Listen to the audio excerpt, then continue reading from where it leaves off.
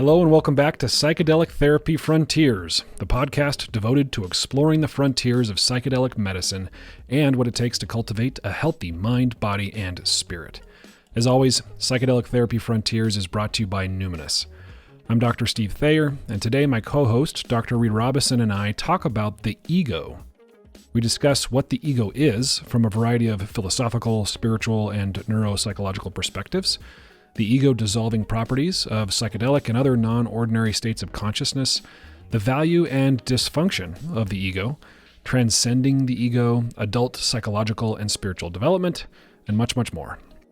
A couple of announcements for you before we get into the episode. If you're looking for a professional training pursuant to becoming a psychedelic-assisted practitioner, please check out the courses we offer here at Numinus. You can click on the link in the show notes or go directly to numinus.com/training, and you can use the code PTF10 for 10% off selected trainings. If you've listened to the show for a while, you've heard Reid and I talk a lot about our psychedelic clinical trials that we do here at Numinus. If you or someone you know is interested in being a participant in a psychedelic clinical trial, you can click on the link in the show notes or go directly to numinus.com/research to learn more about the trials we're currently running. If you'd like to support the show, the best way to do that is to leave us a rating or review in places like Apple Podcasts and Spotify. If you're watching on YouTube, you can like the video, comment below, maybe even share this episode with somebody you think might benefit from it. Without further ado, here's our discussion today about the ego. Well, Reid, it's a pleasure to be with you again today on another episode of Psychedelic Therapy Frontiers. How you doing? Likewise, doing very well. Thanks, Steve. How's your heart today? That's a great way to ask it. It is well. Feeling pretty good today.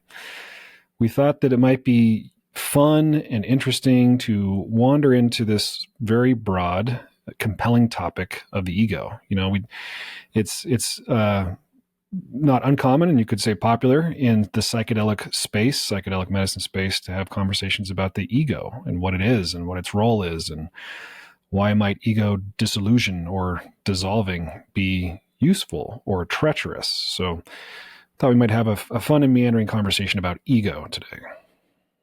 I like it. One of my favorite topics, to be honest, because it's woven through so much of what we do, like both in psychology, in spirituality, and self-realization.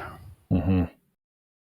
Yeah, so maybe it would be helpful to sort of get situated. When we say ego, what do we mean? You know, people often colloquially will use the word ego to refer to egotism or to be egotistical, where, you know, somebody's sort of enamored with themselves and, you know, sometimes even conflated with narcissism if somebody's egotistical. It's related, but not necessarily what we're talking about today when we talk about the ego, yeah. I think that one, and I love the fact that there are so many debates around ego, like age-old debates, like getting down to the deepest, most existential questions possible. Like even within Buddhism, one of the biggest debates is what was Buddha's view on the self versus no self? But I think this egotistical terminology comes more from Freud and Jung. Like Freud's ego kind of laid the foundation, where he thought it was the organized part of the personality, and mediates everything between the subconscious and the conscious reality. Like the id wants to just take something from the store, your desires, your natural urges, but the ego says, no, you should probably pay for that, kind of thing. And the superego might say you should feel ashamed for a non-prosocial or sort of culturally consistent desire, right? So it kind of mediates between the superego and the id, right? Yeah, there's actually an interesting movie out now on Netflix. It went through the theaters first on Freud. I forget what it's called, but Anthony Hopkins plays Freud. Oh. And I haven't finished it, but it's been pretty fun so far because it really gets into that the debate on Freud's work. Freud didn't believe really in a higher power, but where Jung really departed from it and said the ego represents our conscious mind. But Jung was into spirituality, the esoteric, the occult, and had this belief that differed from Freud, that there's more to a human than just these things, like more than just the ego, the id, and the superego. But when we try to know ourselves, most people only know about our egos, like our perception of themselves. So Jung was big on this journey into the psyche, so I like his framework of ego, and I think that even led to it built on Freud's work. So there's this idea of ego inflation tied into that egotistical concept that a lot of psychoanalysts, Jungian or Freudian, will work on ego inflation in different ways when someone's ego has gotten kind of out of control and grandiose or selfish. Yeah, correct me if I'm wrong, but for Jung, the ego is sort of this center of a field of consciousness, and was maybe the seat of the sense of self, but differed from Freud a bit in the way that you described. Yeah, there's a quote, a passage from one of Jung's books that maybe helps with this. It's from his book called The Undiscovered Self. And he said, anyone who has ego consciousness at all takes it for granted that they know themselves. But the ego knows only its contents, not the unconscious and its contents. People measure their self-knowledge by what the average person in their social environment knows of themselves, but not by the real psychic facts. That's pretty cool. The real psychic facts, which are for the most part hidden from them. That's so wild, right? That we can have psychic facts that are hidden from us. Just this whole concept of the personal and collective unconscious, that there's so much about us that drives our decisions, our desires, our attachments, our aversions, that isn't available to the ego, isn't available to the conscious part of us. Yeah, and it's hard not to identify with our egos, because the ego is, the best I can interpret these things is the vehicle for experiencing the world, or, it's at the center of our mind, and therefore it's pretty damn hard not to identify with it. Right. So that made me think of this concept we get from Aldous Huxley about the ego being the reducing valve for the mind. Oh, yeah. So I pulled up that quote, which I'd never read in its entirety, but he says, to make biological survival possible, mind at large has to be funneled through the reducing valve of the brain and nervous system. What comes out of the other end is a messy trickle of the kind of consciousness which will help us stay alive on the surface of this particular planet. To formulate and express the contents of this reduced awareness, man has invented the endlessly elaborated symbol systems and implicit philosophies, which we call languages. Every individual is at once the beneficiary and the victim of the linguistic tradition into which he or she has been born. The beneficiary, inasmuch as language gives access to the accumulated records of other people's experience; the victim, insofar as it confirms him in the belief that reduced awareness is the only awareness, and as it bedevils his sense of reality, so that he is all too apt to take his concepts for data, his words for actual things. I like it. Huxley was so wise. Yeah. But at first, the concept of ego as reducing valve is a little bit hard to grasp, but I think it does a good job of balancing out the good and the bad of the ego, to be all dualistic on it here. Because as a reducing valve, it blocks out sensory input and thoughts that don't match our self-identities, our self-image, or that could harm our self-esteem. So this can be adaptive because, depending on how it all plays out, but it can lead to a lot of cognitive biases or an overly dualistic lens through which we perceive life, and therefore view ourselves as separate, and therefore might harm another. Right. I think this is a good episode to have on the like after the one we just released about thoughts and you are not your thoughts, right? Because the mind is sort of this thought generating machine, and sometimes we can get sort of in a spell, right? We can get what's the word I'm looking for? Entranced by our own thoughts, and So I like the idea of the reducing valve, and the, like you're saying, sort of the pros and cons of ego identification. The chaos of the mind is never more apparent than when you're on a psychedelic, right? And I had this thought during a recent psychedelic experience of the reducing valve, because I was experiencing mind unbridled, right? It was just every thought coming from every corner of my consciousness, every sensation, every feeling. And, under the influence of a psychedelic, just being confronted in its raw form, sort of unprocessed form, is overwhelming. And this concept of ego dissolution, not disillusion, but dissolving, right? Dissolution that we talk about with psychedelics can be profitable. It can be really, really helpful to give you perspective on that sort of the hard work that the ego is doing, even though sometimes it does it in a way that, like you're implying, can make us over-identified with certain untruths about us and about the world. Yeah. So a little bit more on that Jung-Freud debate, just for fun.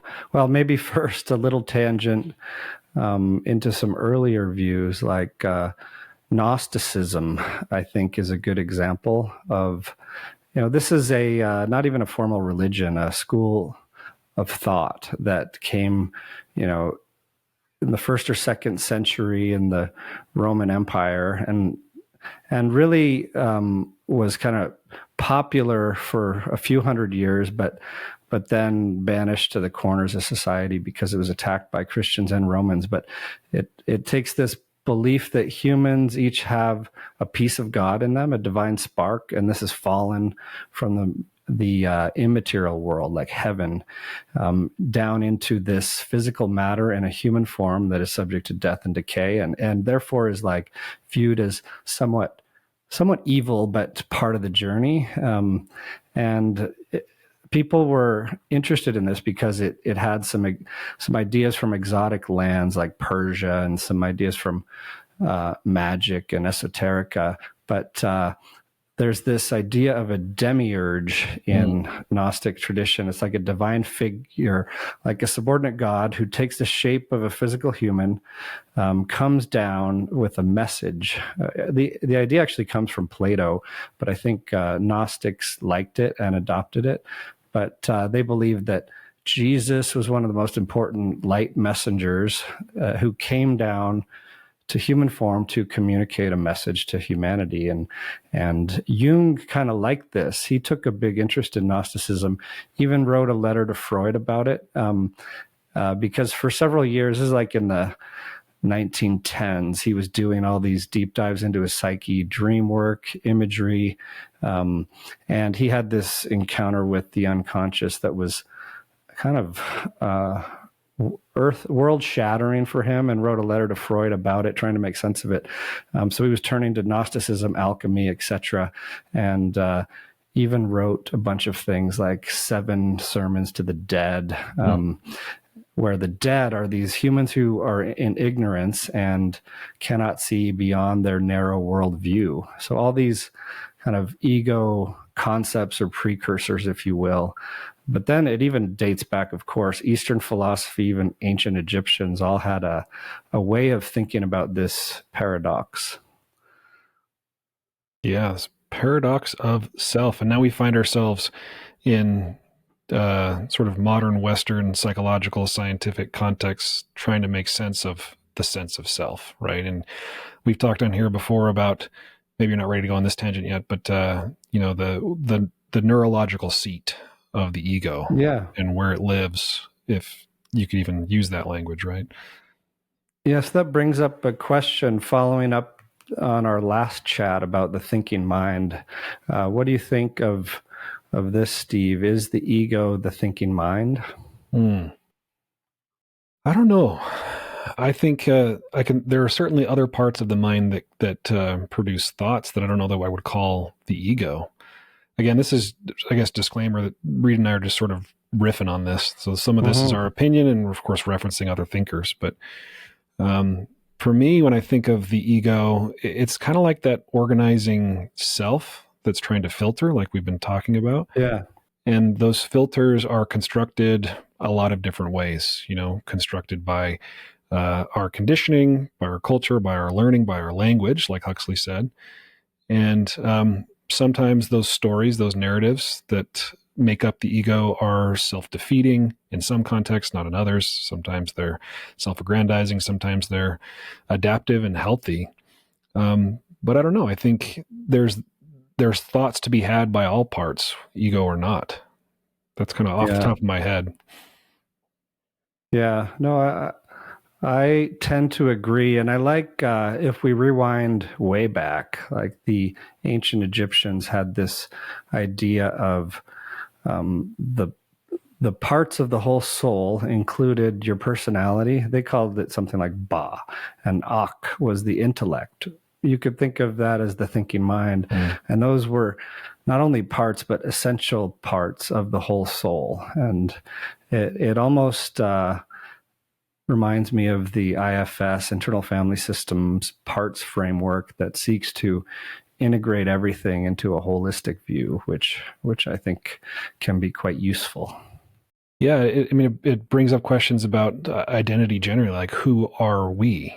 Who is a being? We had our embodiment episode talking about a different substrate than just conscious mind, through which information can pass and we can have experiences. And you hear people in our field now saying things like body mind, not even making the Cartesian dualistic split between mind and body. So there's maybe a feeling mind, not so much a thinking mind that ego has its tendrils in, perhaps. Yeah. So then the ego probably contains the thinking mind and some of these bodily sensations and desires and urges, and as well as our stories, expectations, etc. And then you have other frameworks that came later, like even the hero's journey talks about the ego death being a phase of surrender of the self, so you can transition into being reborn into something new, which I know we'll get into ego death, ego dissolution. But when you see books like, I think we both read Ryan Holiday's The Ego is the Enemy, right? Catchy title that I disagree with if we were to take it literally. I think it's a good title and certainly catchy one and makes you want to read the book. But is it really the enemy if you need some of it, if you need a balanced, healthy ego, if you will, to experience life fully and carry out your dharma? Yeah, I think for Ryan's book, he's talking more about just believing the narratives, some of the narratives that come out of the ego, and he talks about the perils of aspiring and of, over-identifying with success on the one hand or over-identifying with failure on the other, right? So the ego maybe becomes an enemy when we believe it a little bit too much. And when we say we, like, which part are we talking about here? Like, these conversations about the ego can get a little disorienting. But even to the word disorienting, in one sense, the ego is an orienting part of self, where, and perhaps is the part of us that represents to us who we are in relation to our environment, to others. And it's part of what can be so disorienting when it's dissolved, whether be that by meditation or flow state experiences or psychedelics. Yeah. So if we cut through all the kind of the semantic details a bit and look for common ground in both ancient spiritual traditions from all over the planet and kind of Western psychology, they both land on, it's hard to put it in terms that they both land on, but the ego being this separate consciousness as opposed to our higher self, if you will, our true unity consciousness, and the ego being tied to this material world, and not a whole view of the true self, but some would call it a mask created by culture, our expectations that we've taken on from others and opinions of others. And that's where these things like self-esteem, insecurities, needing constant recognition, approval, reassurance can stem from, like the sense of separateness that is competitive, comparative, needs to be right, and can lead to that inflation problem of an exaggerated sense of self that might underneath it be fearing or anxious, distrustful, things like that. Yeah, to the idea of a mask, you've heard the ego called a persona, or I think Stan Groff might have even talked about the ego as a prison of sorts that keeps us from other kinds of experience. Confines us from perception and experience of a broader existence that's sort of on offer if we can get the ego to quiet down or move to the back of the room. Yeah.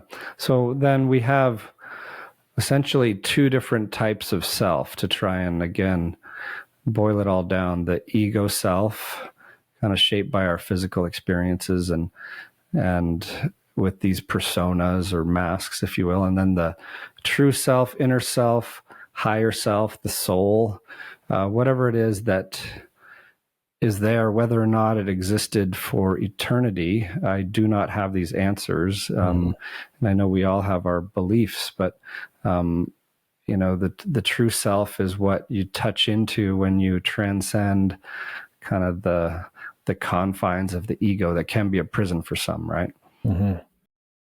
Yeah. So that word transcend makes me think of Maslow, right? And this concept of self-actualization, which is ego worked to a degree. But and we've talked about it a bit, references on the show, Maslow didn't stop at self-actualization, right? He went on to sort of this next phase of self-transcendence, which generally included finding meaning in something and orienting to something, connecting something that has a purpose outside of one's self, that's in service of the collective or a more eternal perspective. Yeah. So on the transcendence front, I think about this sometimes. What are the types of transcendence? Because when someone talks about an ego dissolving experience, when they melt into the world around them or start to touch into some kind of different, higher, alternate cosmic reality, if you will. And I think we've heard that and probably experienced it in many ways. I certainly have, like an experience of where you couldn't tell where the floor and the wall starts and where you end, or I've heard many of people on ketamine describe an experience of melting into their surroundings or merging with the cosmos, where you lose some of that self-identity and move into, or expand it into a broader sense, if you will. Yeah, and we've talked about how that can be one of the types of experiences that can be therapeutic for some people. That might be worth talking about. Like, why would this merging or dissolving of the boundaries of self, part of that mystical experience that we might measure with something like the Mystical Experience Questionnaire, what makes it so transformative for people, do you think? Yeah, I think that's the question, and we certainly see it be transformative. We even measure this in our psychedelic studies with things like the ego dissolution inventory, where we're looking for feelings of increased union with surroundings, dissolved boundaries with oneself and other things that might be, in normal waking reality, completely separate. And that has questions like, I felt at one with the universe. I felt a sense of union with others, or a decrease in my self-importance, which is interesting, and less absorbed in my own issues. I think that part of ego dissolution gets at the question of when we stop identifying as this kind of small, separate self, and then a lot of those small, separate self problems start to melt away, like unchaining our view of self from the ego stuff so we can transcend a big category of our suffering, which is self-induced or ego-derived. Yeah, well said. I think that gets at the question of what is it about these ego dissolving experiences that can be helpful. I mean, just maybe some of you can relate to this, but imagine somebody who is in the prison of their own mind with negative beliefs about themselves, that they are bad, that they are unworthy of love, that they are uniquely terrible, that they are a burden. And these narratives are hard to escape, and they are resistant to updating with even some pretty good evidence from other people. And then something like a psychedelic experience dissolves that, and they get to feel what it feels like to be one with God or all living beings. And, the story about themselves, even their suffering being the center of the universe, is gone or no longer compelling. And then there's the hard work of integration, kind of putting self back together while the mind cools, and hopefully constructed in a new fashion that serves self a little bit more, serves it in a healthier way. Yeah, like we were talking about with the hero's journey, when you're returning with gifts to the default world, that integration work, like you said, piecing yourself back together, it also speaks to the the default mode network, the modern research on psychedelics, and these as pattern interrupters, and how we can, after a mystical experience where we've kind of shattered some of those tightly held beliefs, and in this neuroplastic state that's more malleable, combined with that insight awareness, maybe a coming out of a difficult experience where we faced something challenging, made it through the other side, then we've got these key ingredients for transformation that, if we repeat and practice, becomes lasting change. Mm-hmm. So you saying that the default mode network and sort of these networks of neurons in our brain that are responsible for the thoughts that we're used to made me think of the concept of neuroplasticity, that people throw that word around when talking about psychedelics, and the hypothesis being that perhaps that's one of the things that's helpful about a psychedelic experience, making the mind more flexible, more neuroplastic. That in the interim, while your mind is plastic, it behooves you to try on new things, try on new behaviors, try on things that maybe your ego before then wouldn't have been open to or receptive to, and that perhaps that's the beginning of a durable change, right? Yeah.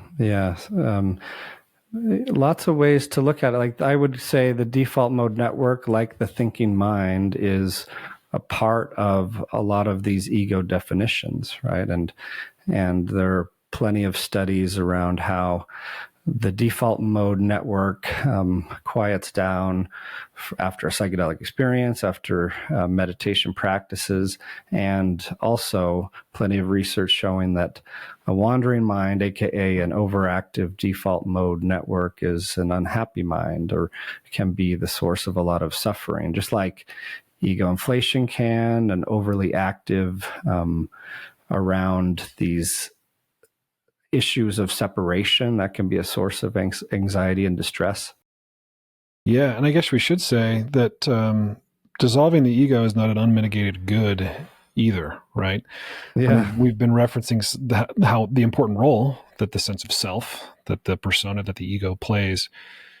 We've certainly seen it in the clinical trial world, and certainly in sort of regular practice, where maybe somebody wasn't prepared well, or they just couldn't have prepared for experiencing the dissolving of their ego, and they feel really unmoored and like they don't know who they are anymore. And without proper support, community, integration, that can be perilous. That can be a perilous outcome.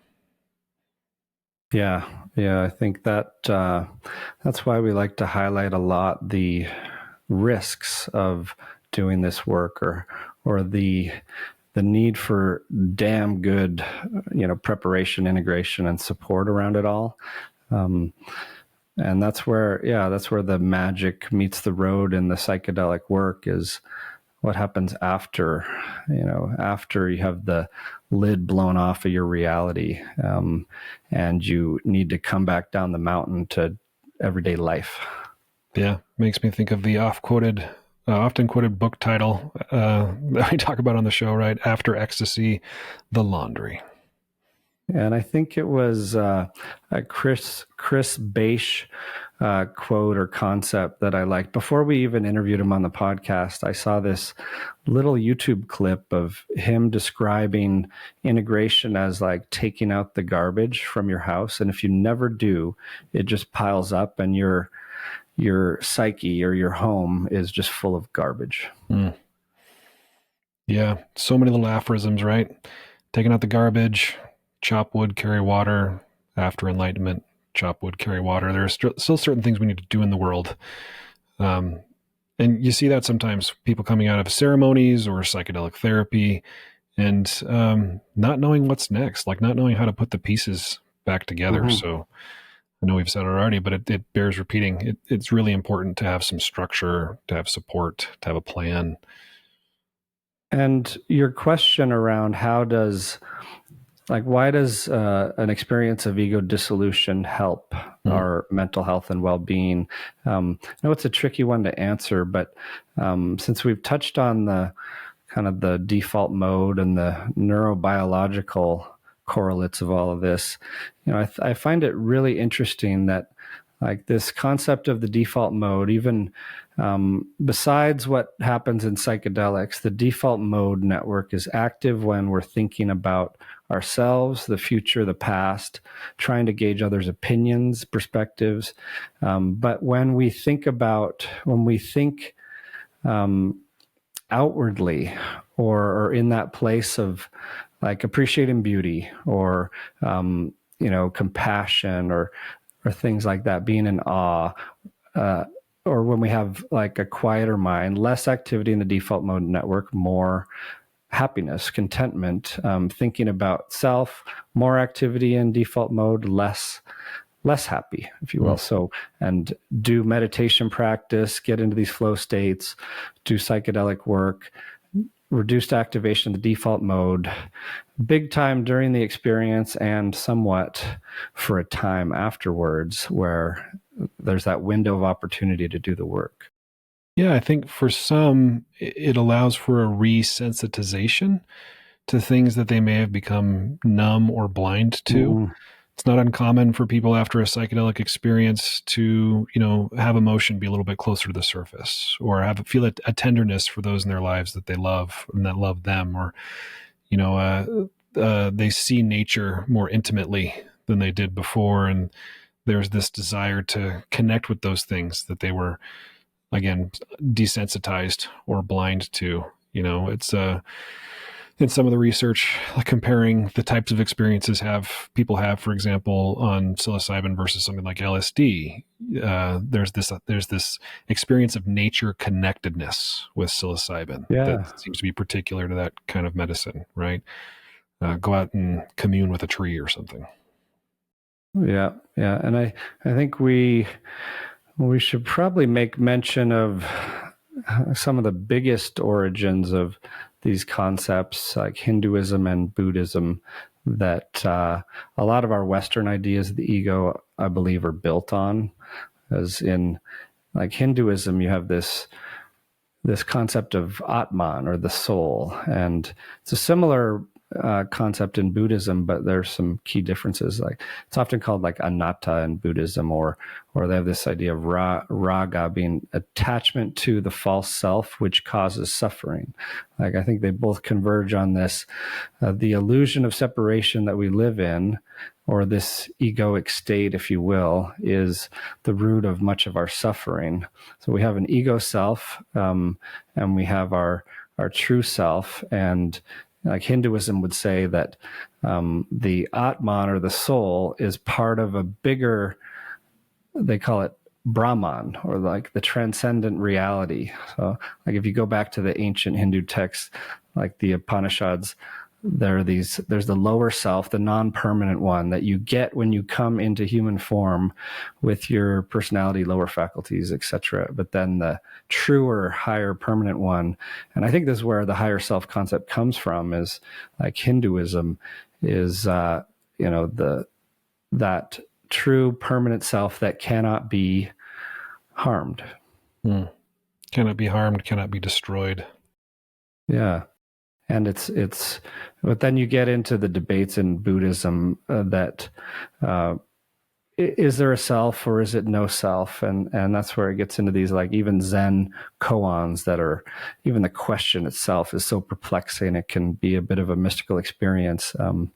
But down here in this human form, down here, wherever we're orienting our perspective, it's part of why it gets so tricky is because we don't have the absolute psychic truth answer key to know all this with certainty, and we're left with that uncomfortable uncertainty about it. Yeah, the idea of certainty and uncertainty has always fascinated me, in part because I was tortured in my early life about not being certain about things. But we think about the concept of a awakening to the non-dual reality of self, that we're not a separate self, and how confusing and disorienting that can be. But we arrive at that knowledge not by thinking our way to it, kind of the opposite, right? By letting go of the thinking mind, of the way the ego organizes things, and contacting the non-dual nature of reality and our part in reality and of reality experientially, like directly. And you can get this with certain meditative experiences. There's a meditation on Sam Harris's meditation app, Waking Up, called The Headless Way. I forget who he attributes it to, but sort of, as you close your eyes and meditate, are you behind your face? Or like, where are you? Where are you perceiving your breath from? Is it in your skull behind your eyes? Or like, what if you didn't have a head? Where would you be? And it can just be really trippy, right? To find self diffuse as opposed to localized behind your eyes. Yeah. I love the Waking Up app. It's one of my favorites when I need a good meditation fix and a good talk too. But so what do you think, Steve? Should you really kill the ego? No, I don't think so. Like we were talking about at the beginning of the conversation, I think, you've said it multiple times in the podcasts, you need just enough ego so you don't get hit by a bus, right? Like, it's important. It's important. And also, like I was saying earlier, I had this experience of appreciation for the heavy lifting that the ego does when it was taken offline. And I got to just experience the fire hose of the subconscious, the fire hose of sensory experience. And I couldn't move through the world that way. And it made me think, oh, this is what psychosis might feel like, where, there's just no organizing principle. There's no reducing valve, and it's hard to function. That, having worked with a lot of psychosis in a lot of hospital settings and ERs and things, I think we're both, really influenced by this experience of seeing what florid psychosis can look like. And there may even be some awareness of your physical reality to an extent. Like if I was just in New York City, got back yesterday for the big annual psychiatry conference. And, I cannot count the number of times I walked by someone who was waving their arms and yelling, like to no one, to everyone. And they have some awareness of us other humans. Like if you make eye contact, you might be more likely to be the target of that yelling. So I was observing as people would kind of try not to engage. So, you could have a certain type of psychosis where you really are melted onto the concrete. And I saw plenty of that as well, but others, and I think the same goes in psychedelic journeys and dose dependent ketamine experiences, and all that is that you can dip in and out of that space, or you still have a toe in reality to a certain degree until you're absolutely like anesthetized or into complete psychosis across all planes. Yeah, it comes in many flavors. I think I may have shared this experience with you, maybe on here before, but I was working in an ayahuasca retreat setting several years ago, and got to sit with the medicine a couple of the nights through this week and a half kind of intensive retreat. And I think it was one night when I was kind of in somewhat of a helper's role, but got to have a dose of the medicine. And we'd been at this for several nights, not sleeping a ton.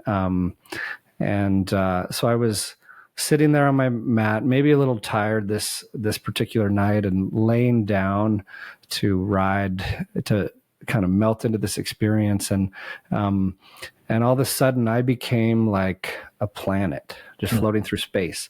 And then it felt like there was this light emanating from the people on the mats next to me, and they were planets, and we were just kind of zooming through space. And then all of a sudden I feel this jolt in my foot, and I open my eyes and I sit up, and I'm back in the room. And then it was a friend of mine, one of the other people working in the retreat. It's like, Reid, wake up, you're snoring. And then like I had to, in my ego mind, I had to fight this not wanting to snore, not wanting to melt into it, because as one extreme example, I could just melt back into that river of the cosmos and become a planet in a second if I just relaxed whatever it is that kept me grounded. It might be eyes open, it might not. And I've had that experience on many other medicines, and even not on medicines, of like sitting in deep meditative states, like Carl Jung's explorations and all his dream work and everything else. You can go into those places and you can come back, and that is part of the maybe that what's needed to return to solid ground and do the integration work, perhaps. Yeah, the ego is a tether.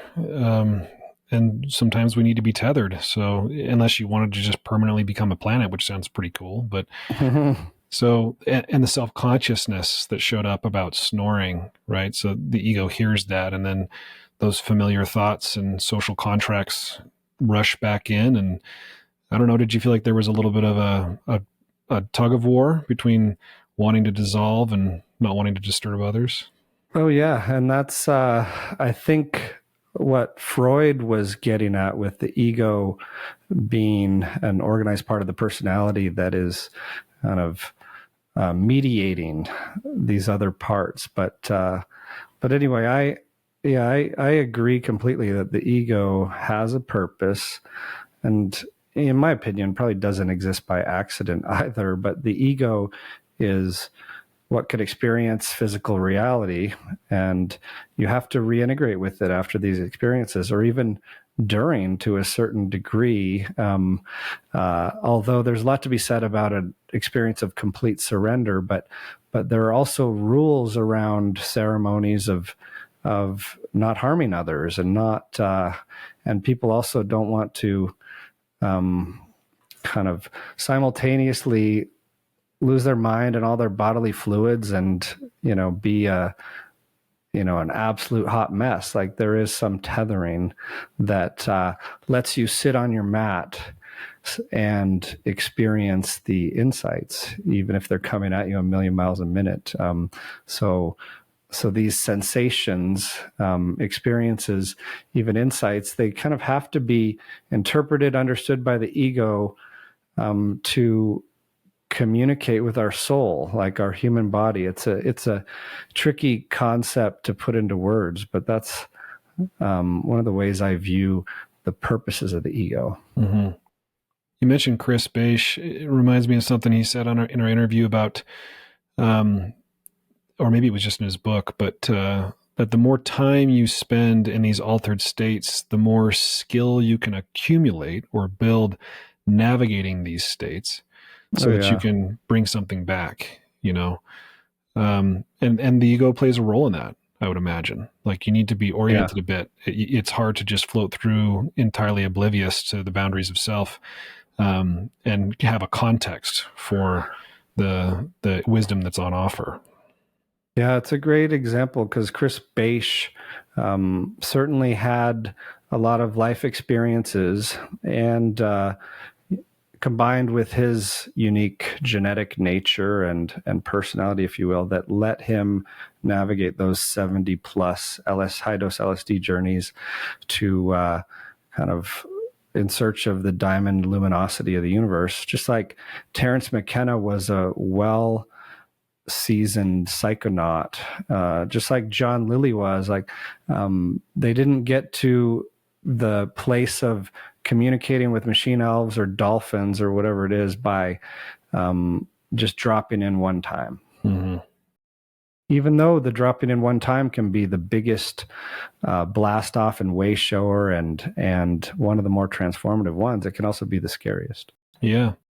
Yeah, and this, reciting these curious characters is we're not necessarily implying that this is a necessary thing or even a psychologically healthy thing. I mean, John Lilly is a good example of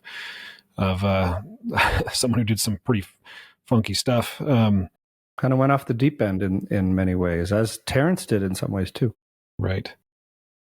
I remember I can't remember where I heard this. Maybe it was one of my dad's sayings, but have an open mind, but don't let your mind be so open that your brains fall out. Right. Again, this testament to the utility of the ego, and kind of like, but something you said a second ago just made me wonder. You said something like the ego isn't around by accident. If we are this transcendent self at our core, star seed or whatever, like we have this sort of higher eternal self, why this particular combination? Why are we a demiurge incarnated? Or, these are questions I don't have the answer to, and some religions might claim to have the answer to, but, and I'm comfortable now, at least to this part in my particular journey, not needing the answers, but it's a fun why question, And that, I can relate with that. It was like a big helpful part of my kind of adult development journey was giving up the attachment to needing to have the answers, because that can be a source of intense worry, distress, angst, existential crisis, if you will. But and you'll get opinions from everywhere, like you said, and people saying they have the answers, these dueling, opposing worldviews. But yeah, I to get back to the ego death concept, I agree. You need some, and I think it's about befriending it, getting to know it, keeping it in balance, acting from an integrated and holistic place that's congruent with your higher self, whatever that is, that loving, compassionate awareness place where your, values, integrities, deepest hearts, hopes, and dreams reside. And then you use the ego to kind of navigate and interpret the world, and even to translate some of the intentions of your soul into the integration work, in my opinion. Mm-hmm. Yeah, I like to call that being skillfully you, and all of you, all the ego parts, all the different parts of you. And of course, I have funny existential questions about who's the you that's wielding the ego, right? That's wielding these parts, but not to get too weird or esoteric, but yeah, I think with focused, deliberate work, with awareness practices, some conscious awareness of the utility of these parts and their shadow sides, you can become more skillfully yourself, and then feel like you're in closer alignment with your core values, which help bring you closer to what feels like a purposeful and meaningful existence. Yeah. And you and I both like to focus on, I guess you'd call it adult development, the waking up and then growing up part of the human experience. And I think one concept to throw in the mix that either further complicates the ego discussion or just adds some more perspective is like these psychological theories around ego development that came from decades ago. Like, who was it? Loevinger in the 70s, took that Freudian Jungian idea of the ego being the organizing principle of our personas, our personality, our frame of reference. I think, like you pointed out too, where we're kind of oriented to one's place in the world, perceptions of the world and relationships. But then there are these interesting stages of ego development, starting at like infancy that isn't talked about as much, but later in life, these theories would call it pre-conventional, conventional, and post-conventional. And they even go on to, because they had an instrument to get at this, like they go on to put a percentage of the adult population who functions at the pre-conventional level, which is driven by impulses, opportunistic, manipulative, if you will, or putting out fires, but like that egocentric. And a lot of people are arrested in development at that place versus the conventional level where you have a respect for others and you're self-aware, starting to become, and you can see your place in the world and how to not harm others. And then I guess to get beyond that would be post-conventional, that would start to cherish and expand on your individuality, the self-realization, Maslow kind of top of the pyramid stuff. But I've used that now and then as a framework to look at self and others through the adult development trajectory. I like that. I like the idea of frameworks for ego development in adulthood, because it can inform when an ego dissolving experience might be helpful, right? If you're stuck, so to speak, or development is arrested, like you said, and also informs sort of when psychedelics or other ego dissolving experiences might be indicated, and that it might not be particularly helpful for people who don't have a sense of self yet. You know, I'm thinking adolescents who do their first big acid trip, right? When they're 14, before they, they're dissolving their ego before it's had a chance to cool. Probably unwise, but yeah, it does. I like the frameworks of adult development. And if you're curious, folks, you can go back and listen to our episode a couple episodes ago on adult development, where we dove into that pretty deeply. So then, Steve, what's the answer? If I am not my ego, my brain, my thoughts, then who am I? I don't know. Yeah, I was kind of getting at that earlier. Like, I think we are a constellation of things, and perhaps, like has been said by others, we are the universe experiencing itself, right? We are this chaotic fractal comprised of the same elements that anything else in the universe is comprised of. We're just organized in such a way that the energy becomes self-aware, and the universe gets to delight in itself by experiencing itself through our eyes, each one unique, right? Yeah. Each one sort of a little dendritic spine on the nervous system of God. I love that concept. And the way Alan Watts describes it is this human life is just God playing hide and seek with him or herself. He didn't say the herself, but I'll add that because it's important. Yep. Playing peekaboo.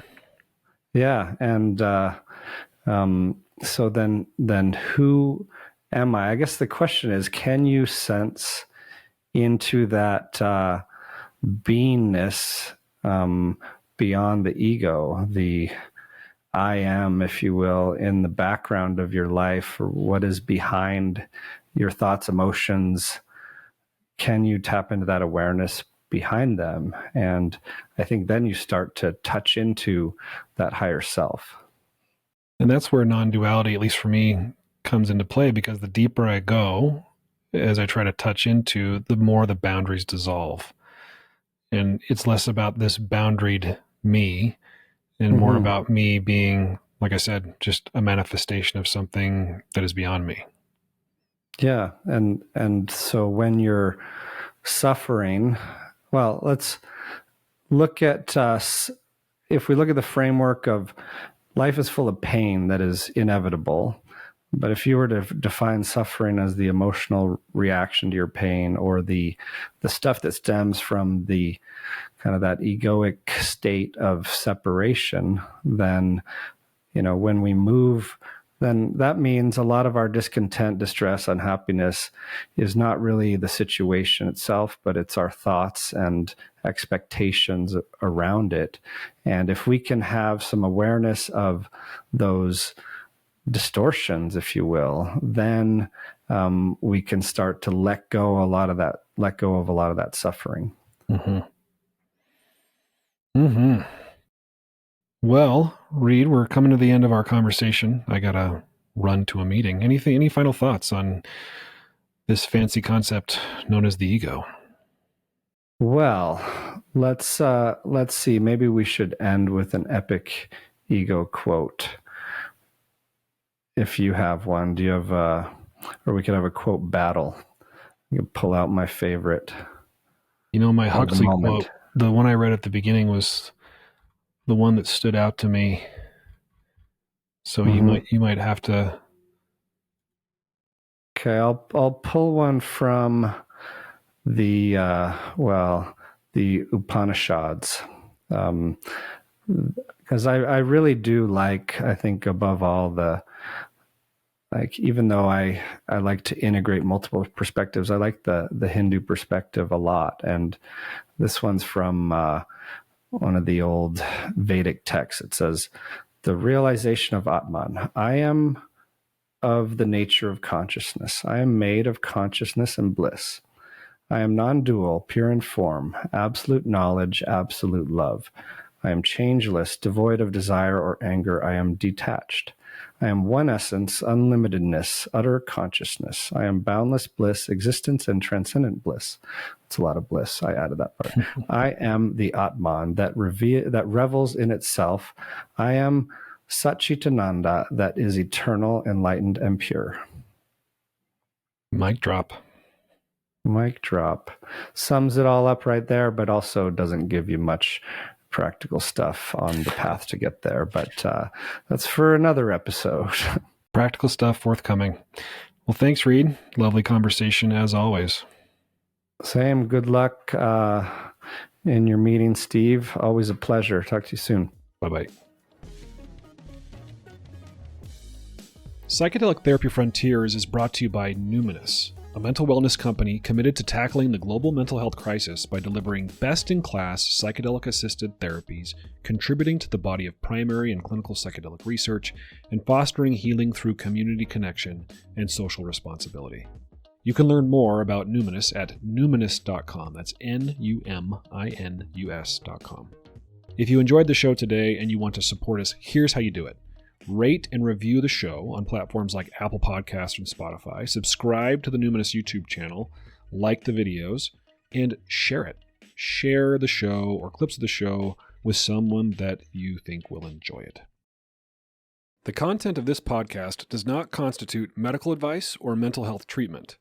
Consult with a medical or mental health professional if you believe you are in need of mental health treatment.